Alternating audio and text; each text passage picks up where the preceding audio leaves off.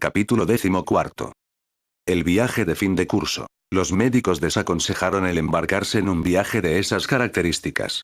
No estaba completamente recuperado y 10 días con adolescentes no le iban a permitir descansar lo que precisaba. Pero no dejaría plantada a su tutoría. Todos los del equipo de Julián lograron la titulación en junio. Accederían al bachillerato. Aquella circunstancia no se había producido en los 60 años de historia del centro.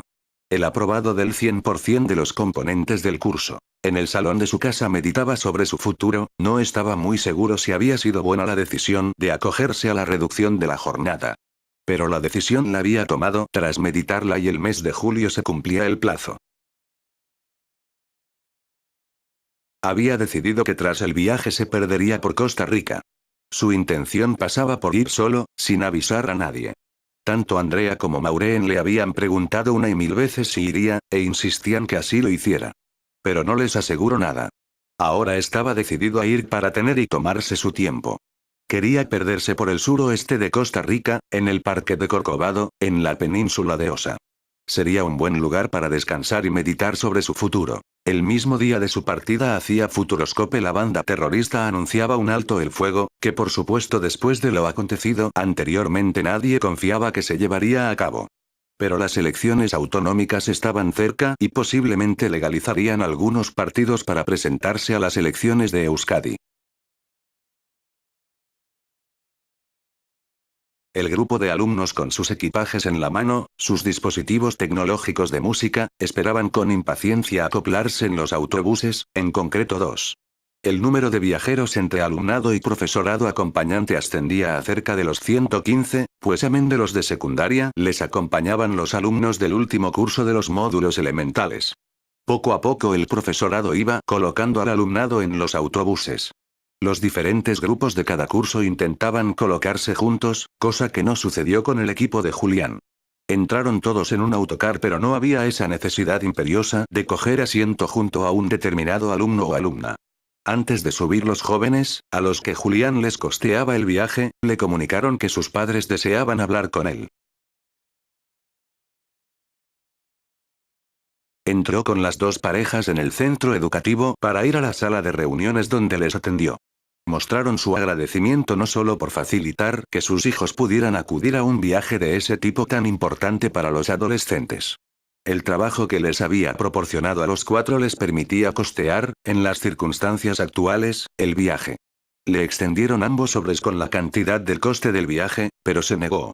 Era un regalo prometido anteriormente y siempre que se comprometía a algo lo cumplía a rajatabla. Hubo su tira y afloja pero no lo aceptó. Las madres con lágrimas en los ojos agradecían especialmente la posibilidad que les había dado de poder mantener a la familia sin penalidades, gracias a las gestiones realizadas por aquel maestro para colocarlos. Corrió hacia el autobús que requería su presencia ya que todo el mundo estaba dispuesto a iniciar aquella aventura lejos de sus tutores legales. Casi 10 horas les llevó llegar al complejo de Futuroscope. Descendieron de los autocares para producirse el reparto de habitaciones. Debían darse prisa pues la hora de la cena estaba terminando. Algunos se pudieron duchar, otros llegaron al comedor con ese tufillo de compañerismo algo usual en los chavales de esos tiempos. Y eso que Julián se ponía duro con los cerditos, o cerditas, cuando no lo hacían tras una sesión de educación física. Especialmente con un par de su tutoría a los que en clase, cuando discutía con ellos la necesidad de ducharse siempre después del ejercicio, al responderle que no les hacía falta, soltaba esa frase irónica que empleaba en estos casos.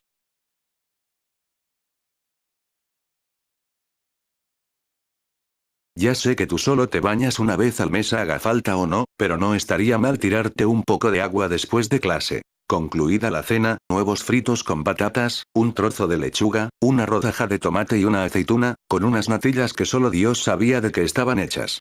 Fueron a sus habitaciones a cambiarse de ropa, ducharse el que no lo había hecho, e incluso alguien repitió para ponerse guapas y guapos, e ir a la fiesta que daban en el centro recreativo cultural. Hubo parte del grupo que regresó muy temprano al hotel, habían entrado en un supermercado indio de esos, abiertos las 24 horas y se dedicaron a comer la clásica comida basura de los adolescentes.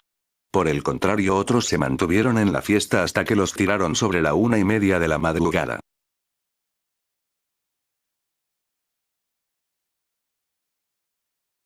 Se mantuvo al margen, atento ante cualquier problema. Por fin sobre las 2 de la madrugada se metió en la cama. Hubo problemillas con el alumnado de los módulos, pero los de secundaria se comportaron. A la mañana siguiente tras el desayuno entraron en el parque temático. Contaban con el día libre, con 2 salvedades, salir del recinto y a las 13 horas acudir a uno de los comedores del parque, para comer juntos. Concluida la ingestión de alimentos de nuevo y hasta las 20 libres.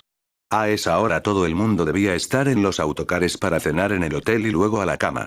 Al siguiente día sobre las 8 partían hacia París, donde pernoctarían 6 noches. Como iban a estar en hoteles diferentes, secundaria y módulos, el profesorado optó por seguir rutas independientes. La lejanía de los hoteles aconsejaba seguir horarios distintos. Eso sí, los días designados para ir a Euro Disney y a Versalles, quedaron en juntarse en los centros recreativo y cultural.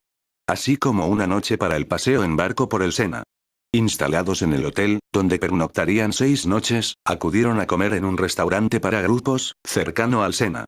Concluido el almuerzo se les dio tiempo libre hasta la hora de la cena en el mismo restaurante.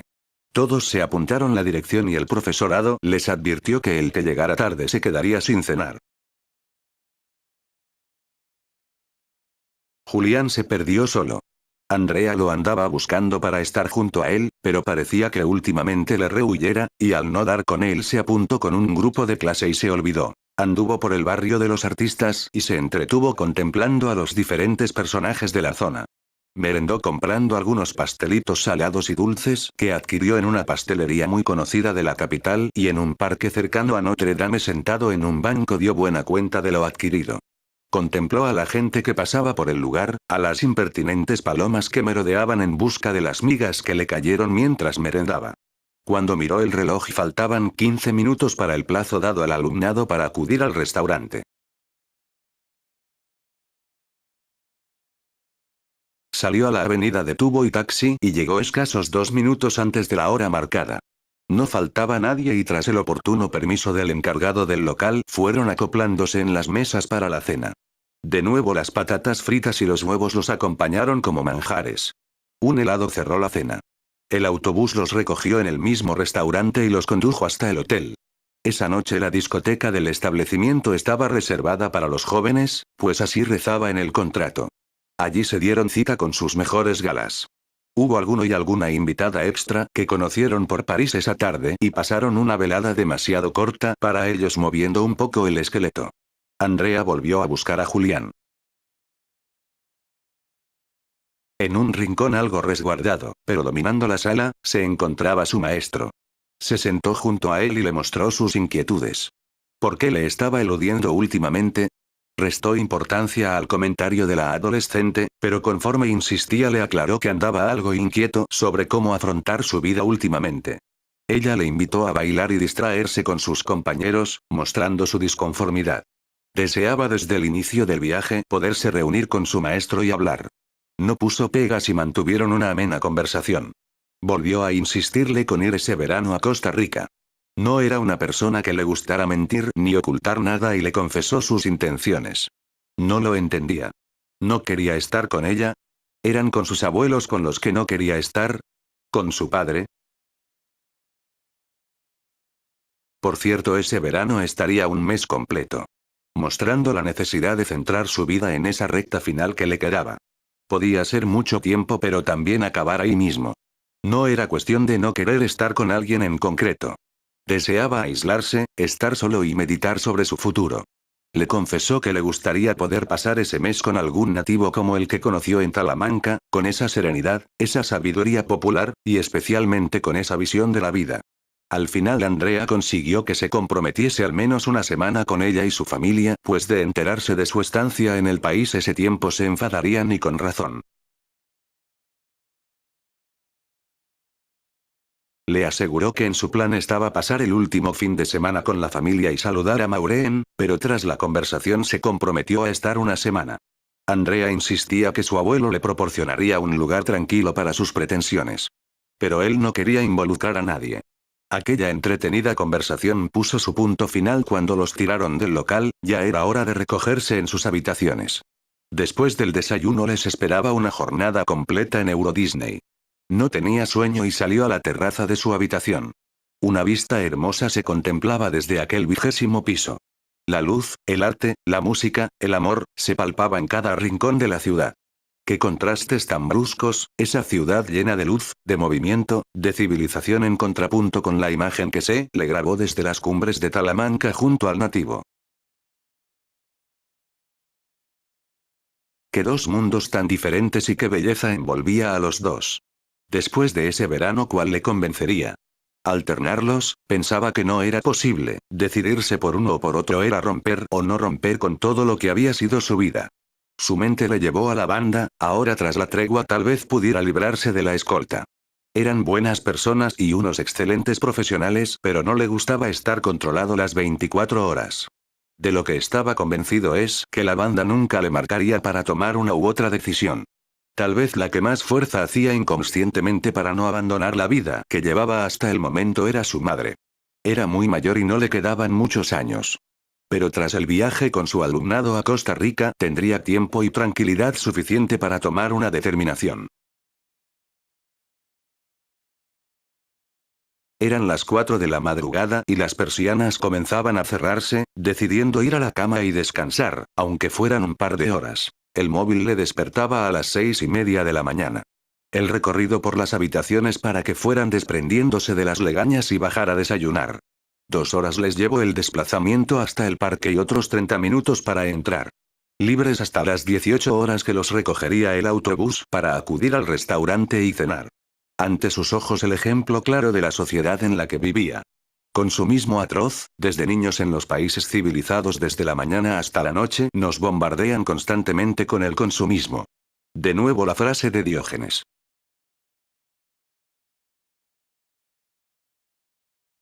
Como me gusta asistir al mercado y ver cuántas cosas no me hacen falta. O aquella de San Francisco de Asís remachada por el nativo de Costa Rica. Necesito poco y lo poco que necesito lo necesito poco. A lo que añadió aquel nativo. Pues yo no necesito ni ese poco. Pero lo más grave, para él estaba en la enseñanza. ¿Hacia dónde dirigían al alumnado? Si la misión del educador no es dirigir, era acompañar. ¿Cuántas discusiones había tenido sobre ese tema en las reuniones de claustro o de equipo de profesores? ¿Cuántas veces matizó la diferencia entre grupo y equipo? Solo hacía falta consultar al diccionario de la lengua española. Observaba a su alumnado con más poder adquisitivo, helado en una mano, chorradas en la otra y bolsas con camisetas, gorras, muñequitos y 1000 chorradas más. Además, todos esos trastos no les permitían disfrutar de las atracciones del parque. Él debía luchar contra esa sinrazón. Nos estábamos empeñándonos de por vida. ¿Para qué? Para alimentar el ego y el poder de unos pocos. ¿Hacia dónde caminaba la sociedad? Como educador debía seguir al pie del cañón y tratar de cambiar esa corriente por muy torrencial que fuera. Esa era su misión. Pero si lo dejaba todo, no sería un acto de cobardía, de abandono. Era cierto que él económicamente no había tenido en su vida problema alguno. No era muy partidario de dar dinero a la gente de la calle, eso sí, en más de una ocasión facilitó cantidades de dinero para iniciar un negocio sin ningún interés. También era cierto que siempre había sido a familiares directos de su alumnado. Andaba enfrascado con sus cavilaciones cuando Andrea le sacó de su letargo intelectual. ¿Qué hacía allí a solas? ¿Dónde estaba el resto del profesorado? Aunque se dio cuenta que esa última pregunta era una auténtica tontería, los 3 profesores, 2 mujeres y un hombre que les acompañaban en el viaje, no eran santo de su devoción y era incapaz de fingir una buena relación, por eso prefería ir a su ritmo. Julián le pidió que no se preocupara por él, estaba masticando una serie de artículos para publicarlos y sabía muy bien que en la soledad era cuando las musas acudían. Le hizo caso y con el primer grupo de compañeros de clase se fue. Si bien le hubiera gustado mucho más quedarse con su maestro, era una lección magistral cada momento que pasaba junto a ese hombre. Un ser humano lleno de seguridad en sí mismo, con convicciones profundas pero con dudas constantes. Qué desperdicio de hombre, se decía en numerosas ocasiones. Siempre dispuesto a ayudar a quien fuera. Recordaba esa tarde paseando con David y él por el parque de Melody cuando encontraron en pleno invierno a un vagabundo tirado en el suelo. La gente se apartaba y se alejaba lo más rápido posible de aquel ser humano. Cuando pasaron se detuvo de inmediato, le incorporó con precaución manteniendo su cabeza un poco elevada mientras se quitaba su abrigo y lo colocaba sobre el cuerpo de aquel desdichado lleno de vómitos. Recordaba la mirada que lanzó a los transeúntes que se alejaban de aquella persona y pudo comprobar su mirada. Jamás olvidaría esa mirada, enrabietada, triste, incrédula ante el comportamiento de esos seres humanos. Una vez arropado tomó su móvil y llamó a los servicios de urgencia. Los 20 minutos que estuvo junto a aquel mendigo le hablaba con un cariño que le provocaron las lágrimas y ahora recordándolo con sus compañeros volvieron a brotar de sus lagrimales. Una compañera, que se unía al grupo al verle llorando le preguntó. Restó importancia a esa acción fisiológica y se enfrascaron en una conversación en torno a su maestro. Julián decidió pasear un poco por las tiendas de consumo y por cafeterías que invitaban a descansar, a refrescarse, pero sobre todo a consumir, consumir y consumir. Una niña de no más de 2 añitos lloraba llamando a su mamá, se aproximó y mientras entretenía a la pequeña buscó a uno de los múltiples vigilantes del parque para que buscaran a su familia. Una de sus alumnas que merodeaba por el lugar comentó, Julián parece el ángel de la guarda. Siempre está donde alguien le necesita. Sonrieron para proseguir cada uno su camino. Comió con Andrea y su grupo pues así se lo prometió cuando optó por ir con sus compañeros y dejarlo con sus meditaciones. Fue un día tranquilo y enormemente movido y cansado para el grupo. Fueron a cenar al restaurante de todos los días y luego se perdieron en el hotel. La mayor parte del grupo optó por dormir un poco o al menos permanecer en los cuartos para jugar en grupo. Desayunaron temprano, ese día estaba designado a museos. El Louvre, Orsay, Centro Cultural Pompidou. La visita a los museos no era obligatoria, si alguien deseaba realizar cualquier otra actividad lo podía hacer siempre y cuando a las 13 se personaran en la puerta principal del Louvre para ir a comer. Luego se visitaría el resto de los museos, quedando a las 20 horas en la entrada del Centro Cultural Pompidou, para acudir a cenar. La decepción de los profesores fue inmensa, solo el grupo de Julián y 2 alumnos de los otros grupos se quedó en el museo. Su tutoría conocía bien a su profesor. No solo iban a ver unos museos, a ver arte. Iban a aprender a través del arte a ser ellos mismos. Aquel maestro era capaz de convertir en diversión, en entretenimiento, hasta una misa solemne.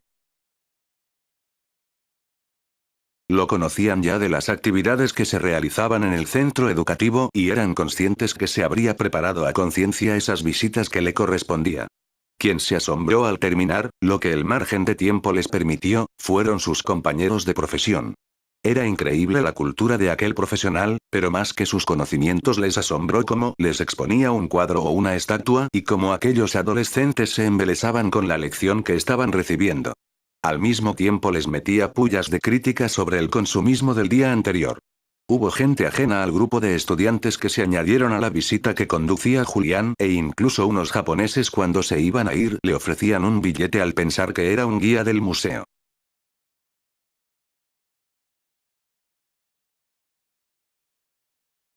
Comieron y de nuevo la generosidad de su maestro les hizo sentirse unos privilegiados. Ahora sus compañeros de trabajo se daban cuenta de la calidad de aquel hombre. También se explicaron cómo había logrado que su equipo, como le gustaba a él que se dijera, habían logrado todos la titulación. Indudablemente ese hombre era una enciclopedia, pero más que sus conocimientos les asombró su método, su dinámica, su variedad, no repitió ninguna en el resto de los museos. En momentos hasta parecía grosero con alguno de sus alumnos, pero ninguno se sentía molesto o ofendido cuando les llamaba al orden con alguna de sus párridas como solía decir. Tras la cena, de huevos fritos y patatas por supuesto, se les dio tiempo libre hasta la 1 de la madrugada.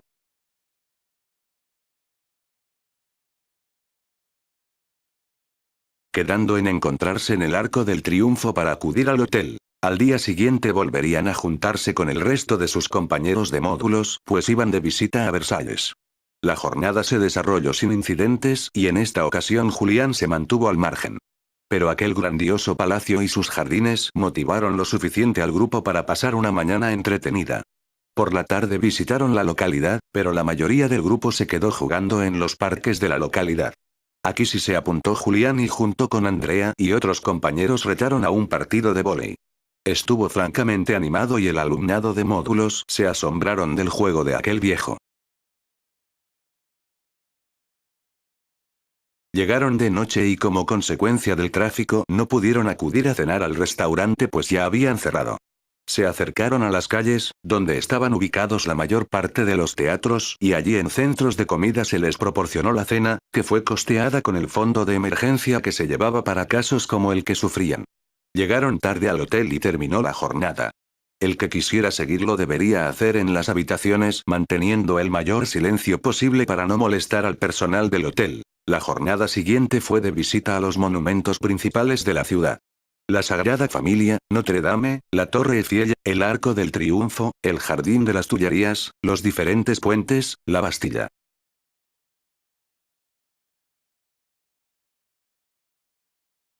En fin, que fue un día de caminatas, de subir y bajar, de fotografiar y de compartir los bancos públicos para descansar las posaderas de las largas caminatas que se dieron. Al día siguiente tocaba una jornada libre hasta las 20 horas, donde se deberían encontrar todos en la puerta de un teatro para asistir a un musical. La comida de ese día la tenían contratada en el hotel. La noche anterior ya quedaron en recoger un picnic aquellos que optaran por comer fuera, que por cierto fue la mayoría. Julián se decidió por visitar a un viejo conocido que tenía su taller de pintura en el barrio de los artistas. Le telefoneó y quedó con él para ir a comer por su zona. Andrea deseaba pasar unas horas con su maestro y le rogó acompañarlo. Asegurando su interés por conocer un poco cómo se desenvolvía un artista en una sociedad de esas velocidades.